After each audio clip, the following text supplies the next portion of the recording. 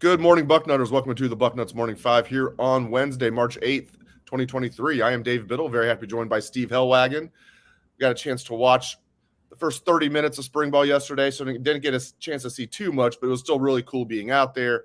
Then we got a chance to speak with Ryan Day afterward, Jim Knowles afterward, and the quarterbacks, which was really cool. I thought that was kind of the highlight of the day, speaking with Kyle McCord and Devin Brown. Let's start with the quarterback, Steve. What did you make of how they looked? Again, such a small sample size. They weren't doing much. What did you make of how they looked? And what did you make of, what they said to the media? Yeah, Dave. I mean, it's always been interesting the last year or two when you'd go there and CJ Stroud, all the attention was on him. Oh, and then, there's the other guys, Kyle McCord the last 2 years and Devin Brown last year. Oh, yeah, there's those two other guys, we'll see. Well, now they're the guys at center stage, and they're the guys that everybody was looking at. They seemed to have very good rapport after it was over. They stuck around at the interview session and talked with media members for probably an extra 10 or 15 minutes after it was over, just hanging around, shooting the bull. And these guys seem very comfortable, very confident in their own skin, believe in what they can do. And I've said this any number of times. If Ryan Day and Corey Dennis and Brian Hartline didn't think they were capable, they would have gone out and gotten the starter from Wake Forest or the starter from North Carolina or whoever, was in the transfer portal to come in and replace CJ Stroud. They didn't do that. They didn't feel they needed to do that. Those guys looked pretty good throwing against air yesterday. Again, we don't see 11 on 11 or 7 on 7 to know, exactly. And we have no idea what's called, what plays are supposed to go to who or what. But on face value, everything seems to be on the up and up with these two guys. And there's no reason to think Ohio State can't win big with one or both of them if they have to. All right, we're going to go through some of the high points here. Well, I should mention this. What do you make of this? Is no surprise, but I asked Devin Brown one more thing on the quarterbacks here. I asked Devin Brown, what has Coach Day told you about a pecking order, if anything? As he said, one's a little bit ahead of the other going into spring. Has he told you guys anything? As he said, it's equal. And Devin Brown said, yes, he told us it's equal. They're going to split, maybe not down the middle, but he said they're going to split first team reps, and it's dead equal going into spring, according to what Coach Day told Devin Brown. Now, I tend to think Ryan Day knows right now, Steve, who his guy is, but no need to make any grand proclamations right now, right? So, yeah. All right, moving right along. Obviously, at corner, Davison Igbinosun, the transfer they got from Ole Miss. I mean, he looks really impressive out there. Every bit of 6'2", looks taller than that, and that's huge. I tend to think that's going to be a really good battle between Igbinosun and Jordan Hancock to be that starter opposite Denzel Burke. And I tend to think Igbinosun will win the job, and still Jordan Hancock's going to play a lot. But what'd you think of Davison Igbinosun out there yesterday? Yeah, very impressive, just out there running around. And again, you don't know much because we didn't see him in coverage or anything like that to know, how quick are his hips, those type of things. What is his reaction? How good are his hands?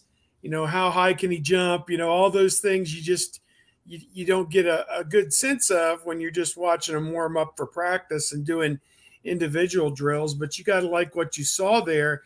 And the prospect is really good. I mean, you think about this secondary, and I think that Coach Day said it. He said, we've got 1.5 guys basically at every spot, and they need to use this spring to build that depth. And I think that's what you're going to see happen here over the 15 days of the spring is Jordan Hancock, Jair Brown, they're right there as well. And it's going to be a great competition, I think, for playing time at cornerback. Denzel Burke, everybody said he had a great offseason program. Mm-hmm. So he's kind of put the issues of the sophomore jinx behind him. And as we said yesterday in the happy hour, Dave, that great show that you and I and Patrick did yesterday afternoon, kind of capping all of our thoughts on the everything we saw. There's a lot of guys in contract year this year that could go to the NFL next year, and Denzel Burke is certainly one of them. So he needs to have a great junior year to bounce out of here next year as a first or second round NFL pick as a corner, and I think he's got that potential and that ability to be able to do something like that. But Igbinosun, to me, he's right there in the mix, and it's all going to shake out. I spoke to a guy who coached with Tim Walton at the Carolina Panthers 2 years ago under Urban Meyer, and he had some interesting things to say about Urban, things that I can't necessarily share. Jacksonville. You mean Jacksonville? Oh, what did I say? Carolina? I get Yeah. Carolina and Jacksonville. I'm He dyslexic. told you some urban stories you can't share? Oh, yeah, he told me an Urban story or two. He'll tell me off the air, right? Okay. Well, it's to the point where he no longer takes Urban's phone call. Let's just put it that way. So, yeah, it got a little interesting. But because a lot of the phone calls were, "You never saw me do this, did you?" "You never saw me do that, did you?" So the guy's like, "I'm out." So, but he said that Tim Walton is a quiet guy, but he is a guy who gets results, and he is a guy who will do a great job coaching the corners at Ohio State. The first year was a little rough with Cam Brown, who, man, he talked a great game at the combine. I'm going to run a 4.2. I'm going to do this. I'm going to do that.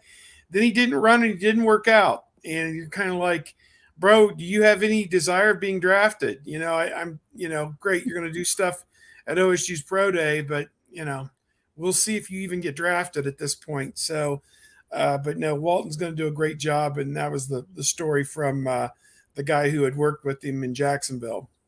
One more thing in the secondary. I mean, we only get so many questions we can ask the coaches. Like, one thing I wanted to ask was both to Ryan Day and Jim Knowles was, is Sonny Styles already to the point where you guys feel like he just has to start? Like, we don't know exactly where yet, but like when you guys are talking, does Sonny Styles have to start? And they didn't say like yes, but they didn't say no. They kind of said yes. Basically, what did you make of what they said about Sonny Styles? What do you think about? He's looking great out there. He's changed the number 6. Just what do you make of the whole Sonny Styles situation, and how much do you think he'll play this year? And do you think he's a lock to start? I think he's close to a lock to start. I think he's got to go out every day, day in and day out, and prove it, just like everybody else. And I think that's the message that you got in some regard from the coaches was, yeah, we love him. He's got great work ethic. He's got a great frame. We want to see him, execute and make plays all spring long. If we see that, then he'll be playing. If not, then it opens the door for our Kai Stokes and some of these other guys at the safety position. Obviously, they brought in Jahad Carter from Syracuse. They have Josh Proctor, who returned from last year. Lathan Ransom, Court Williams. Yeah, Lathan Ransom, Court Williams. Yeah, they're really Cam Martinez. Yeah. They're very deep at safety. They've got guys, but to me, there's only one Sonny Styles. So the rest of them all kind of fit the same mold, height and weight wise, but this cat is a little bit different. And so, he's got to trigger and make plays. That's production is the name of the game. And I think he will, and I think he will start. I think he is definitely going to be in the mix when the season begins. I don't have any reason to believe why he wouldn't. So, again, yesterday, no pads, so no hitting, and hard to tell, exactly who would be making tackles out there when that time comes. But, yeah, you got to like Sonny Styles on the hoof, certainly, and he has a great shot at it, I think. Absolutely. And then, there's so many, interesting things that were said and seen yesterday. I think another interesting thing that got, a lot of talk, obviously, was, Jack Sawyer, no more Jack. Not that he's changing his first name, but no more playing the Jack position. He's just defensive end. They said he's going to be the DN, starting DN opposite JT Tuimoloau. And I know I'm not alone when I put that on Twitter. All of the responses were like, hallelujah. So everybody's happy about that. I also think Jack got a little too stiff last year. He looks like he's maybe a little bit more flexible now. Maybe he bulked up a little bit too much. I think going into his junior year, I'm not saying he's going to be a superstar. I am saying JT Tuimoloau is going to be a superstar this year, Steve. I think he's really going to break out. But I like this. I'm with the fans on this 100%. I like this idea of quit moving him around, make him just a heat-seeking missile off that edge. That's what he was great at. That's what made him a 5-star recruit. Jack Sawyer, no more Jack. In fact, they might not even use the jack very much. We'll see about that. They didn't even use it that much this year. They said they only used it about 15% of the time. But what do you make of the Jack Sawyer situation, him just being a defensive end now? Yeah, I agree with that. I think that that's the common sense move with Zach Harrison going on to the NFL, that you need a defensive end that you can count on, every down guy. Looks to me like Caden Curry and Kenyatta Jackson are also guys in that mold that could be there. They had Will Smith on the roster yesterday. I know he may project more as a tackle down the line. I'm not sure I saw him on the field. Do you recall seeing him? If so, he may not have been in the right jersey number, but I didn't see his jersey out there. But that's kind of a sidetrack. But yeah, Jack Sawyer to me is a guy who is ready to explode. He is ready to be that kind of an every down guy, a great run stopper, and a great defensive end pass rusher. And I'm eager to see what it looks like with Tui Maloau on one side and Sawyer on the other, and getting after the opposing passer. The pass rush has not been really up to snuff the last couple of years, and those guys need to get it back where it needs to be.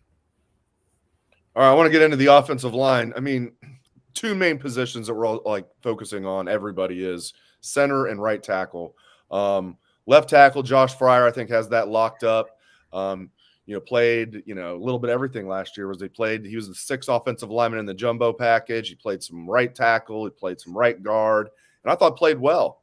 And now he's the left tackle, listed at 6'6", 320 pounds, big dude, entering his fourth year. So you got Josh Fryer at left tackle. I feel like he's locked in there.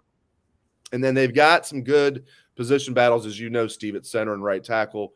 Looked like Vic Cutler and Carson Hinsman were rotating there at the first team at center. And then you had at right tackle, you had Zen Mahalski, looked like he was going first, and then Tegra Shabola going second. A couple of big guys there at right tackle. How do you see those shaking out at center and right tackle? And if you're a fan, what's your concern level about the offensive line overall? Oh, man. They've had so many veterans the last couple of years that there wasn't a lot of concern. Maybe when DeWand came in as a first-year starter 2 years ago, you were a little bit antsy about that. But I think, if it was a 4 or 5 the last couple of years, it's probably a 6 or a 7 right now. I think they're going to be okay at right tackle between one of those two guys, Mahalski or Toshbola. I think they're going to be just fine over there, because that's typically the quarterback's front side, and the quarterback can see that rusher and can elude them. I think, for Fryer, everything is stacking up like he's going to be a very good left tackle for Ohio State. But until he's done it, you still have to be a little bit concerned, guarding the quarterback's backside. That's a guy that the quarterback cannot see coming from the backside, and that's the one where you've got to have your best man. And so we'll see if he pans out. That Tui Maloau, Sawyer, Curry, all those guys will be testing him during the course of spring football. I thought it was really neat to see Victor Cutler out there, got the ball in his hands, and he's pointing this way and pointing that way. He's a veteran offensive lineman, and he hadn't played a whole lot of center, though. And, I think he and Hinsman, that'll be a good battle. Jacob James, when he gets back there in the fall, may have something to say about that as well. I don't think I'm all that concerned about the center position. Snapping the football, that's the biggest thing, is making sure that the quarterback gets a great, consistent, belt-high snap that he can do something with. And that consistency is really the hallmark of playing the center position. So I would put it at a 7, maybe. My concern level, if it's been a 4 or 5 the last 2 years, I would say slightly concerned, a little concerned, but they go against the best of the best every day. And so, as they say, iron sharpens iron. They're going to play better players in practice than they're going to play in a lot of these games in the fall. And that'll get them ready for the end of the season, when they will obviously play the best teams again, if it's Michigan and maybe Big Ten championship and whoever they might play in the playoff if they make it. So to me, it's a build. It's a slow build, and it started yesterday with day one. And it was interesting, Dave, on Twitter, one of the OSU fans, like, do the Ohio State fans in the football beat that cover the team, they get more excited about the first day of spring practice than any other team out there? And it's like, well, That's yeah, what we because do. there's more fans and more beat covering the team than any other team out there. And Ohio State has national championship aspirations. That's you weren't put here to do average. You were put here to do beyond excellent. So that's what's expected at Ohio State. Great expectations. No doubt about it. Very well said. All right, now I appreciate you jumping on. We'll do one last thing here because you gotta get. I gotta catch a plane, Dave. You gotta catch a. I'm gonna make you late for your plane to Chicago. No, I'm gonna be on the baseline at the United Center tonight, my friend. You're going to the house that Michael Jordan built to cover that house on Madison. The 13 seed Ohio State Buckeyes. You think 13 seed? Man, they barely made the NCAA tournament. Like 13 seed, like no 13 seed in the Big Ten tournament. Big Ten tournament, yeah. It's so embarrassing. I'm serious. They better never, ever be a 13 seed or God forbid a 14 seed like ever again. Like, and I know USC and UCLA are joining, so maybe they will be. But this better never happen again. It's embarrassing. But they will play today, 6:30 in Chicago. You will be there along with our Patrick Murphy. They're playing Wisconsin, the 12 seed. I mean, they've been playing better lately, so that's good. But that's a pretty low bar to cross there. But what do you expect today? Do you think it's going to be a short stay in Chicago for you? I think I'm working on my game preview right now. I just put out the primer of the tournament, covered all the different factoids with the tournament and the history and, what's going on and what the teams are projected and all that stuff, kind of an overview of the tournament. Now I'm going to dig down just strictly on this matchup with Ohio State and Wisconsin for the preview that'll probably be up before I get on the plane here later this afternoon.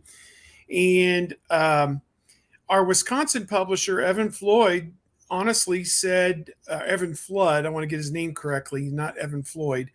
I don't know why I said that, but he said he would almost pick Ohio State based on what he's seen of this Wisconsin team down the stretch. They are 4-8 in their last 12 games. They were an NCAA tournament lock not all that long ago, and now one of the two bracketologies, either Jerry Palm or Joe Lunardi, has them on the outside looking in. One of them, I think, has them in the first four.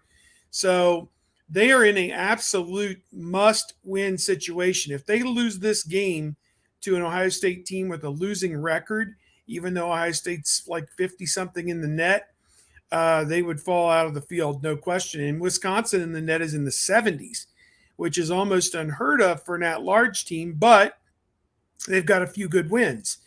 So, and they played a great schedule, obviously. So they beat Marquette early in the season, which has been a top 10 team quite a bit of year. And of course, they beat Ohio State 65-60. The only time those teams played in Columbus, I think it was late January or early, I think it may have been early February. Bryce Sensabaugh was in foul trouble in that game, and that really kind of changed things. In the first half, Wisconsin put the ball inside to their big man, Crowell, and he made some shots inside. And then in the second half, it was a freshman, Connor Esigian, who had a bunch of threes, and they won the game. He had 17 points in the game. So Ohio State, I think, shot 38%, had 16 turnovers. You're not going to beat anybody shooting 38% and having 16 turnovers. I think they were 4 of 25 on threes, something like that. So just couldn't get the ball to go in that night.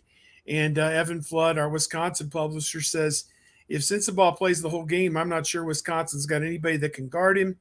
And Bruce Thornton has been outstanding the last several games, leading the Buckeyes at the point guard position. We're watching these two guys. This is the best freshman tandem Ohio State's had.